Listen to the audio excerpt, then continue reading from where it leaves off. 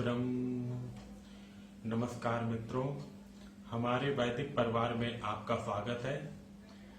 श्री वेद भाष्यकार श्री स्वामी शरण जी के मुख से वेद मंत्रों की सरल और प्रमाणिक व्याख्या सुनने के लिए हमारे YouTube चैनल को अधिक से अधिक लोगों तक पहुंचाएं, सब्सक्राइब करें, जिससे वेदों का प्रकाश घर घर तक पहुंच सके। आप कमेंट कर प्रश्न भी कर सकते हैं, हम सब प्रमाण उत्तर अवश्य देंगे। घर घर वेद मंदिर स्थापना अभियान में जुड़कर हमें सहयोग प्रदान करें। हमारा रिकॉर्डिंग ऑन हो रही है, हो गई। ऋषि नारायण, देवता पुरुष, छंद अनुष्टुप, स्वर गांधार उदात्त। ओम एतावानस्य महिमा अतो ज्यायान च पुरुषः पादो अस्य विश्वा भूतानि त्रिपादस्य अमृतम दिवि। यह सृष्टि उसी की महिमा है, उससे भी अधिक पुरुष। सब सृष्टि उसी का एक पाद है, दिव्य लोक वह अमृत त्रिपाद। मंत्रार्थ। एतावान यह, यस्य इसका, महिमा महिमा महत्ता महात्म्य है, च और, पुरुषः पुरुष परिपूर्ण परमेश्वर, अतो इससे, ज्यायान अधिक ज्येष्ठ वर्धित है, अश्य इसका, पादो एक पाद अंश, विश्वा सब, भूतानि उत्पन्न सृष्टि हैं, त्रिपाद तीन पाद अंश, अस्य इसका, अमृतम अमृत, दिवि दिव्य में, दिव्य प्रकाश स्वरूप में है। भावार्थ। संपूर्ण सृष्टि परमात्मा का ही महत्व प्रकट कर रही है। संपूर्ण सृष्टि तो उसका मात्र एक पाद या एक अंश मात्र है। सृष्टि से परे उससे भी अधिक तीन पाद या तीन अंश परमेश्वर का विशुद्ध दिव्य प्रकाश स्वरूप ही है। परमेश्वर संपूर्ण सृष्टि में व्याप्त तो है ही, उससे भी कई गुना अधिक परमेश्वर का दिव्य स्वरूप है। धात्वादि निरुक्त। एतावान सर्वनाम, अस्य सर्वनाम, महिमा महत्व होना, अतो अव्यय, ज्यायान ज्या ज्येष्ठ होना, वर्धित होना, वृद्ध होना, च अव्यय पुरुषः अग्रसर होना, पादो पद चलना भूषित होना, विश्वा सर्वनाम, भूतानि भू होना, त्रिपाद त्रिसंख्या, पद अमृतम, अ उपसर्ग, मृ मरना, दिवि दिव प्रकाश करना, स्तुति करना, आनंद करना और प्रीति करना। हो गया स्वामी जी।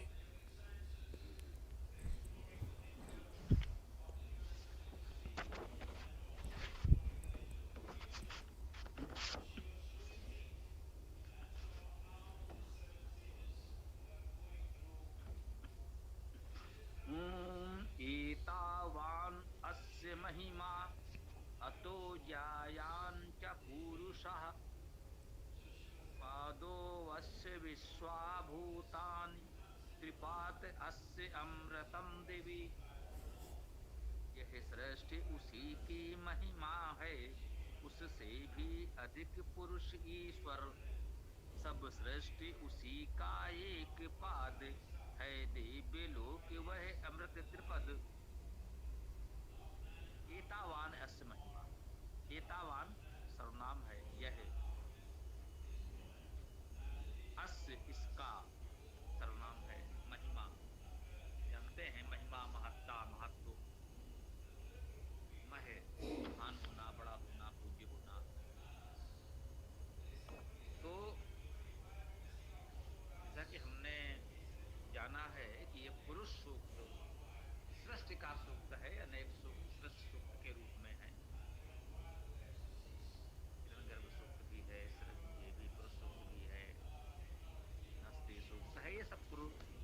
सृष्टि के सूत्र कहलाते हैं।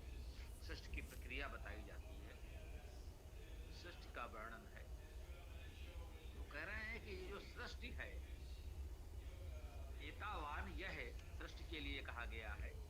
अस्य महिमा, ये अस्य इसका अर्थात उस परमेश्वर का, देवता पुरुष है, तो मुख्य लक्ष्यार्थ हमारा वह पुरुष परमेश्वर, अग्रणी परमेश्वर ही है। तो उस अग्रणी परमेश्वर पुरुष की महिमा यह सृष्टि है। ये संपूर्ण सृष्टि में जो कुछ व्यक्त हो रहा है वह उस पुरुष परमेश्वर की महिमा ही है। अतो ज्यायांच पुरुषा, अतः, अतो अर्थात अतः, इससे, ज्यायान अधिक बड़ा, ज्येष्ठ जानते हैं हम लोग, ज्येष्ठ का अर्थ होता है सबसे बड़ा, ज्यायान अर्थात उससे बड़ा। ये सृष्टि उसी की महिमा है, और इस सृष्टि से भी बड़ा वह पुरुष है। सृष्टि छोटी है, वह पुरुष अग्रणी परमेश्वर उससे बड़ा है। कितना बड़ा है? तो बता रहे हैं कि पादो अस्य विश्वाभूतानि, पादो एक वचन में अर्थात एक पाद, एक चरण, अस्य इसका, विश्वा सभी, भूतानि अर्थात उत्पन्न, भू अर्थात होना, जो कुछ हुआ है, जितना भी उत्पन्न सृष्टि है वो सब कितना है? इसका एक पाद मात्र है, एक पाद, एक चरण मात्र है, अर्थात एक अंश मात्र है। सामान्यतः ये मानकर चलते हैं ऐसे विवेचनों में, चार स्तंभ चार पाद में विभाजित करके हम उसके इस अनुपात को व्यक्त करते हैं। चौपाए पशुओं से चार पाद की अवधारणा ली गई, या वैसे भी किसी वस्तु स्थान को हम चार भागों में बांट लेते हैं। तो ये बता रहे हैं कि यदि मान लीजिए इस चार भागों में, चार पादों में उसे विभाजित किया जाए, तो पादों वस्य विश्वाभूतान, ये सब कुछ जो उत्पन्न हुआ है, संपूर्ण सृष्टि एक पाद मात्र है, उसका एक चरण है, चौथाई भाग है, चतुर्थांश है, अर्थात बहुत छोटा भाग है। त्रिपाद अस्य अमृतम, तो इसका अर्थात इस पुरुष परमेश्वर का, इस अग्रणी परमेश्वर पुरुष का त्रिपाद है, तीन पाद है, तीन भाग है। इसका जो तीन अंश है वह अमृतम दिव्य, वह अमृत स्वरूप में है। दिव्य अर्थात दिव्यता में है, दिव्य लोक में है, प्रकाश रूप में है, ऐसा भी कह सकते हैं। तो ये संपूर्ण सृष्टि उत्पन्न हुई है, वह उस अग्रणी पुरुष परमेश्वर का एक पाद, एक अंश मात्र है, बहुत छोटा अंश है, जो उसका कई गुना बड़ा मूल अंश है, मूल स्वरूप है परमेश्वर का। वह मूल स्वरूप में, दिव्य स्वरूप में अवस्थित है, वह त्रिपाद है, तीन गुना है या कई गुना है, बहुत अधिक है। ये बताया जा रहा है कि संपूर्ण सृष्टि जो हमें ये अनंत ब्रह्मांड दिखता है, हमारी जानकारी, हमारी विवेक, हमारी बुद्धि की तुलना में यह सृष्टि अनंत है, बहुत विराट है। परंतु उस अग्रणी पुरुष परमेश्वर परमात्मा की जब हम बात करते हैं तो उसका तो यह छोटा सा अंश मात्र है, वह इससे कहीं अधिक बड़ा है, और उसका जो बड़ा अंश है वह उसके दिव्य स्वरूप में है, मूल स्वरूप में अवस्थित है। उसका छोटा सा अंश इस सृष्टि के रूप में व्यक्त हुआ है। यह इस मंत्र में स्पष्ट रूप से कहा गया। प्रथम मंत्र में मन में ये भाव उठा था कि ये सृष्टि में ही तो परमात्मा है, तो हमने कहा था आगे आइए देखिए, स्पष्ट कह रहा है कि संपूर्ण सृष्टि उस पुरुष का एक चरण, एक पाद मात्र है, एक छोटा सा अंश मात्र है, और उसका त्रिपाद अर्थात तीन गुना या बहुत बड़ा अंश तो मूल दिव्य स्वरूप में अवस्थित है। तो वो जो परमेश्वर पुरुष रूप में है, अग्रणी पुरुष परमेश्वर है। वह बहुत विराट है, बहुत विशाल है, बहुत बड़ा है। इस सृष्टि की तुलना में कई गुना बड़ा है। सृष्टि उसका छोटा सा अंश है। इस मंत्र में हमको इतना ही बताया गया है। बहुत सरल है, शब्द भी सरल हैं, और जो बात कही गई है वो व्यक्त करने में बहुत सरल है। अब समझने में दर्शन का चिंतन मनन करते रहिए कि यह बात किसको किस रूप में ग्रहण की जा सकती है कि उस अनंत ब्रह्मांड व्यापी उस अनंत पुरुष का छोटा सा अंश इस सृष्टि के रूप में व्यक्त हुआ है, जो हमारे व्यक्ति की सीमा में अनंत प्रतीत होता है, परंतु वह अनंत नहीं है। अनंत तो वह पुरुष ही है, अग्रणी परमेश्वर ही है। बोलिए। जी, किसी साथी का कोई प्रश्न हो तो कीजिए।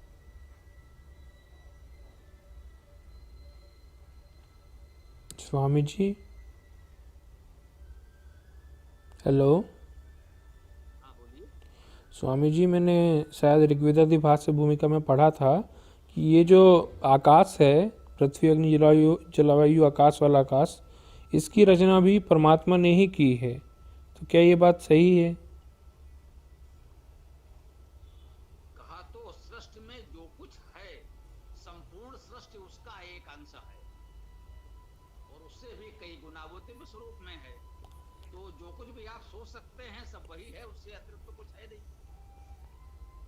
जी स्वामी जी, मतलब आकाश जो कहते हैं वो भी प्रभु द्वारा ही बनाया गया है, ठीक है जी।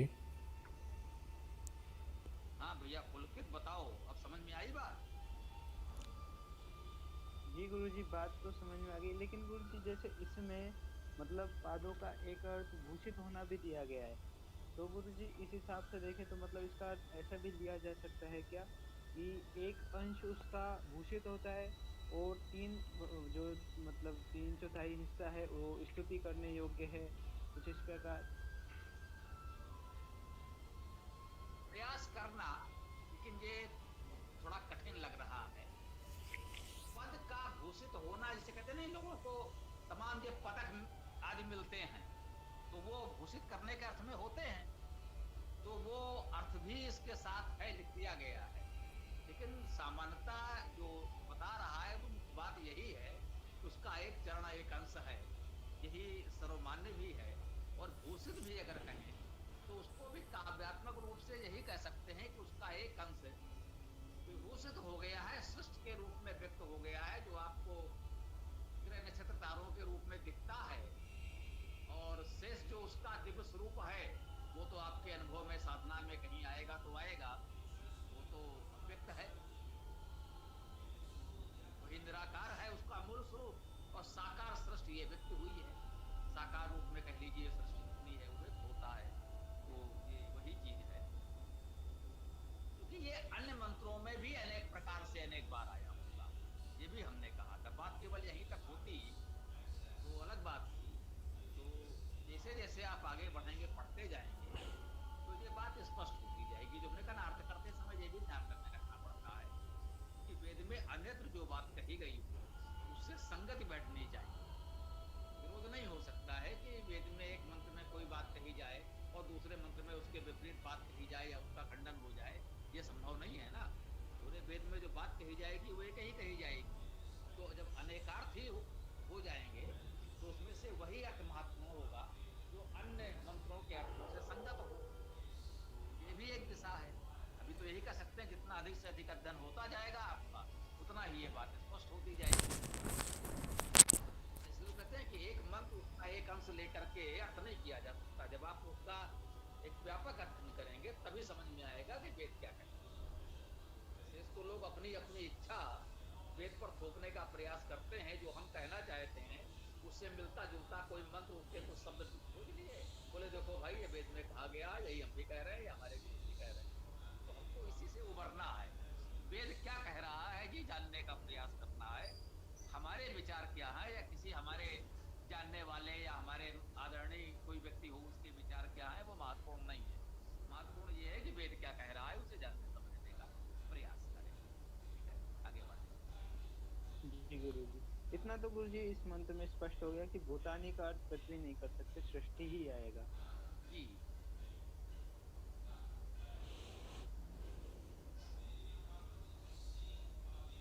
गुरुजी, मुझे सृष्टि पर थोड़ा कंफ्यूजन है कि सृष्टि का अर्थ किससे लिया गया है, सौर परिवार से लिया गया है या गैलेक्सी से, या फिर उससे आगे भी लिया गया है।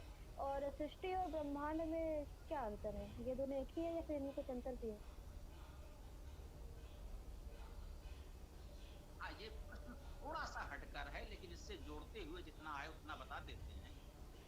जब हम यहाँ पर सृष्टि कह रहे हैं तो क्या कहा गया था? उस अग्रणी पुरुष परमेश्वर का जो एक दिव्य स्वरूप है, मूल स्वरूप है।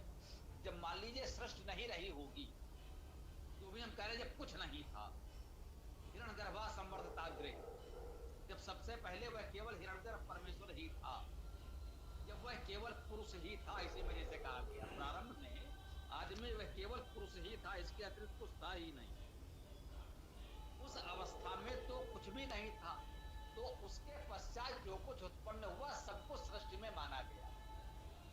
अर्थात उस परम पुरुष अग्रणी परमेश्वर परमात्मा के अतिरिक्त, उस यूं कहें कि परमात्मा के शुद्ध दिव्य स्वरूप के अतिरिक्त जो कुछ हम देख सुन समझ सकते हैं, अनुभव कर सकते हैं, वह सब कुछ सृष्टि है। सृष्टि का मतलब है सृजन होना, उत्पन्न होना। जो कुछ हुआ है वो सब कुछ है, जहां तक भी आपकी जानकारी में जा सके। ये पृथ्वी, सौर मंडल, आकाश गंगा, इसके आगे भी जहां तक आप जान सकेंगे वो सब कुछ सृष्टि है। ठीक है ना?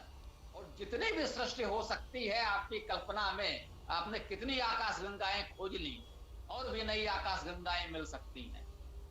तो इन सबसे परे ये सब मिलाकर भी उस पुरुष परमेश्वर का एक अंश मात्र है, और इससे कई गुना वह दिव्य स्वरूप में है। ये इस मंत्र में कहा गया है। ठीक है? जी गुरुजी।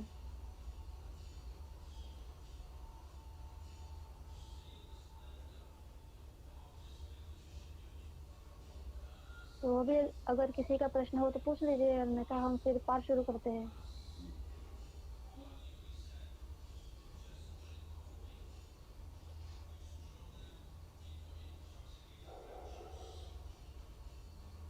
ठीक है गुरुजी, फिर हम पाठ शुरू करते हैं। तो विदुषी बहन, सर्वप्रथम आप करिएगा।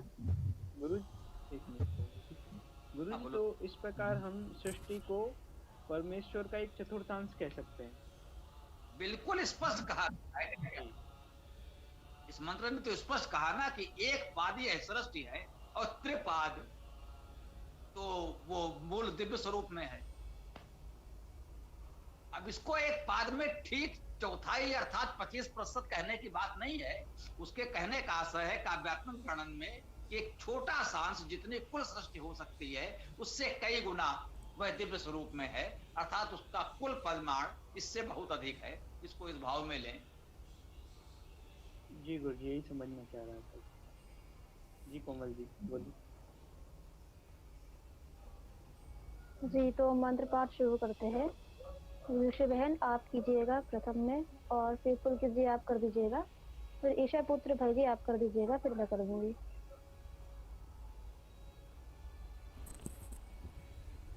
जी। ॐ सहस्रशीर्षा पुरुषः सहस्राक्षः सहस्रपात् भूमिं विश्वतो वृत्वा अतिष्ठद्दशाङ्गुलम् सहस्रशीर्ष वह परम पुरुष, वह सहस्र नेत्र वह सहस्रपाद, सर्वतः किए आवृत भू को, दशंगुल सबसे और अधिक।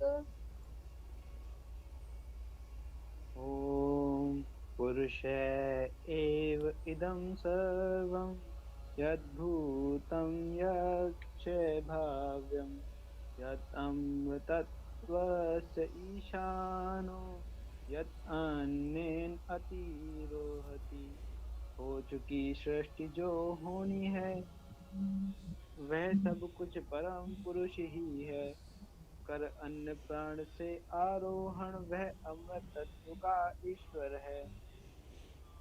ॐ एतावानस्य महिमा अतो ज्यायाञ्च पुरुषः पादो अस्य विश्वाभूतानि त्रिपादम अस्य अमृतम दिवि। यह सृष्टि उसी की महिमा है, उससे भी अधिक पुरुष ईश्वर। सब सृष्टि उसी का एक पाद है, दिव्य लोक वह अमृत त्रिपाद। ॐ त्रिपात ऊर्ध्वः उत्एत पुरुषः पादोऽस्य इह अभवत् पुनः ततो विश्वं विअक्रामत् शासनाशने अभि। वह ऊर्ध्व त्रिपत वह परम पुरुष, वह एक पाद से पुनः प्रकट। सब अशन जीव सब अनशन भी संव्याप्त उसी से सदा रहे। ॐ तस्मात् विराट् अजायत विराजो अधिपुरुषः स जातो अति अरिच्यत् पश्चात् भूमिम् अथो पुरः। अधिपुरुष विराज परम से ही उत्पन्न विराट हुआ स्वामी। उसका विभाग होने से ही उत्पन्न भूमि फिर प्राणी भी। ॐ यत्पुरुषेण हविषा देवा यज्ञम् अतन्वत् वसन्तो अस्य आसीत् आज्यं ग्रीष्मः एद्म शरत् हवि। जो हविष पुरुष द्वारा स्वामी देवों ने यजन वितान किया, इसका वसंतो आज्य बना था ग्रीष्म इद्म सा शरद हवि। ॐ तं यज्ञं बर्हिषि प्रोक्षन् पुरुषं जातमग्रतः तेन देवा अयजन्त साध्या ऋषयश्च ये। वह रचनाकार वह अग्र पुरुष, उसको प्रोक्षित कर यजन किया, उससे देवों ने यजन किया, साध्यों ऋषियों ने यजन किया।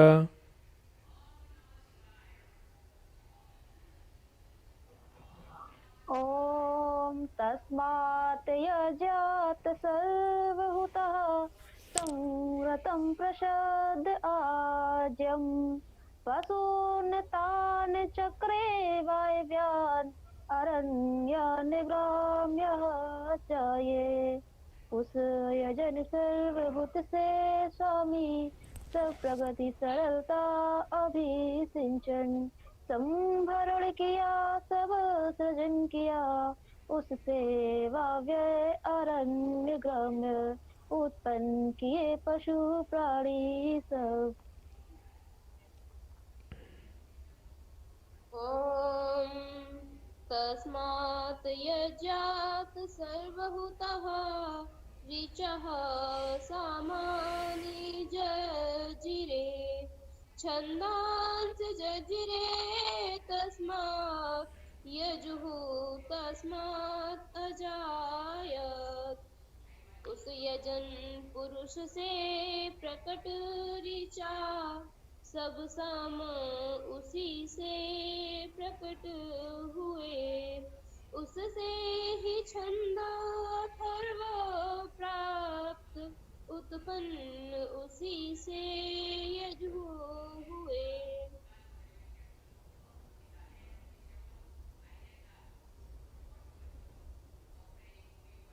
ॐ तस्मात् अश्वा अजायन्त ये के च उभयादतः गावो है जय जिरे तस्मात् जाता अजावे है। उससे ही जन्मे उभय भोज जो अश्व आदि पशु प्राणी सब, उससे उत्पन्न हुई गाय, उससे ही बकरी भेड़ हुए।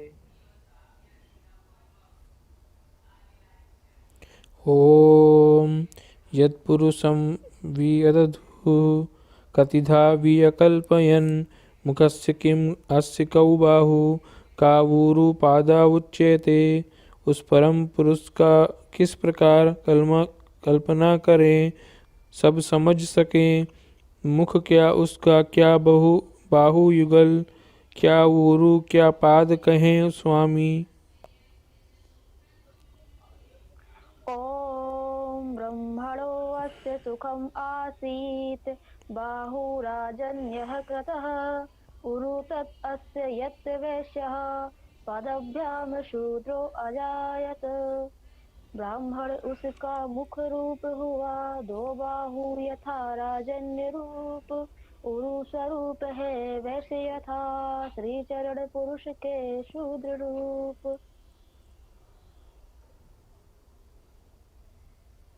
ॐ चन्द्रमा मनसो जातः चक्षुः सूर्यो अजायत् मुखात् इन्द्रः च अग्निः च प्राणात् वायुः अजायत्।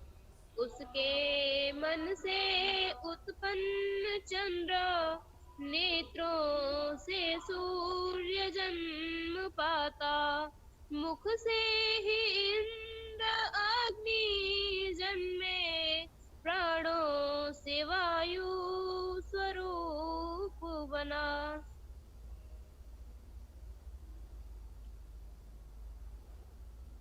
ॐ नाभ्या आसीत् अन्तरिक्षं शीर्षणोऽध्यो संवर्तत, पदभ्यां भूमि दिशश्रोतात् तथा लोकान् अकल्पयन्। वह अंतरिक्ष है नाभि जनित शीर्षेध्यो वर्तमान स्वामी, पद से जन्मी है भूमि यही कानों से दिशा लोक जन्मे।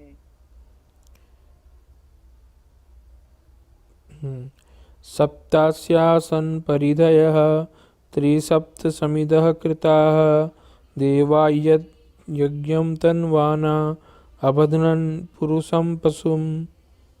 थी सप्त रश्मियाँ उसी की, समिधा थी सप्तत्रयी स्वामी। देवों ने यजन वितान किया आबद्ध पुरुष पशु को करके। ॐ यज्ञेन यज्ञम् अजयन्त देवः तानि धर्माणि प्रथमानि आसन्। तेहा नाकं महिमानः सचन्त यत्र पूर्वे साध्यः सन्ति देवः। देवों ने यजन किया यज्ञ से, वे प्रथम धर्म थे सदा रहे। वे पूर्व साध्य महिमान देव, अकुटिल अविचल सिंचन करते, सब साध्य देवजन वही रहे। ओम खम्रम। ये सुंदर पाठ किया आप लोगों ने। और ये सुरभि जी कुछ परिचय दें, कुछ बताएं। आपसे अभी हमारा परिचय तो नहीं है, हो सकता है आप पहले से जुड़े रहे हों।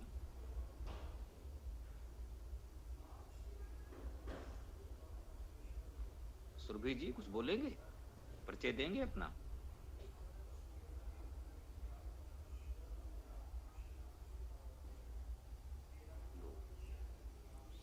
कोई बात नहीं, नहीं इच्छा है तो क्या किया जाए।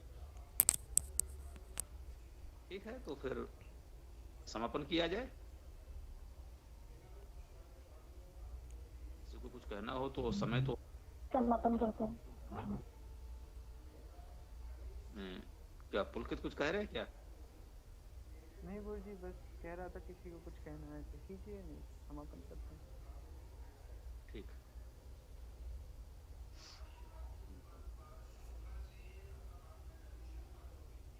चलो समापन करो फिर, कोई बात नहीं।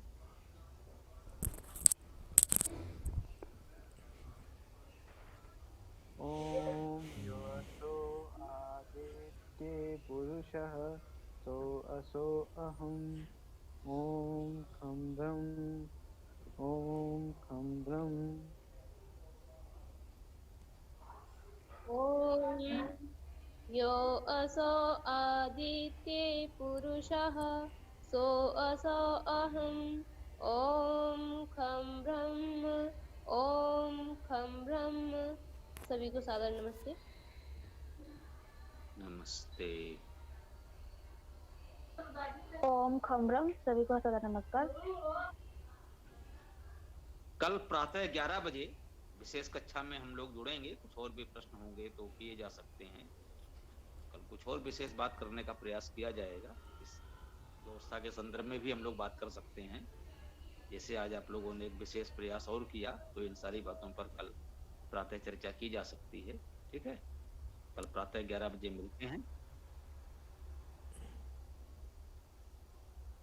क्या ईसा पुत्र जी कुछ कह रहे हैं? स्वामी जी, एक तो रविवार को सुबह क्लास लगती है और अभी एक क्लास और जो है पुलकित भैया ने चालू कर दी, फिर एक क्लास और हो रहा है 7:30 को, तो ज़्यादा नहीं हो रहा स्वामी जी?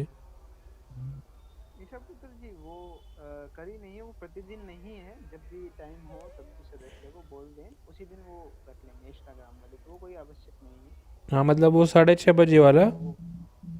हाँ हाँ, वो कोई प्रतिदिन का नहीं है। वो तो कभी कभार अपन कर लेंगे, जिस दिन समय हो, रविवार के दिन या फिर और कोई छुट्टी हो, कुछ भी हो, अपन कर लेंगे उस दिन। तो उसमें बता दिया जाए तभी स्टार्ट करेंगे। ठीक है, ठीक है, ठीक है, कोई बात प्रतिदिन नहीं। नहीं है वो। जी हाँ, ये कहा कल प्रातः 11 बजे इन विषयों पर भी चर्चा कर सकते हैं। अगर 11 बजे वाली कक्षा भी किसी को अतिरिक्त लगेगी तो उस पर भी विचार किया जा सकता है। ठीक है, तो कल प्रातः 11 बजे मिलने का प्रयास करते हैं हम लोग। ओम खम ब्रह्म। ओम यो असौ आदित्य पुरुषः सो असौ अहम यो ओम खम ब्रह्म। ओम खम ब्रह्म।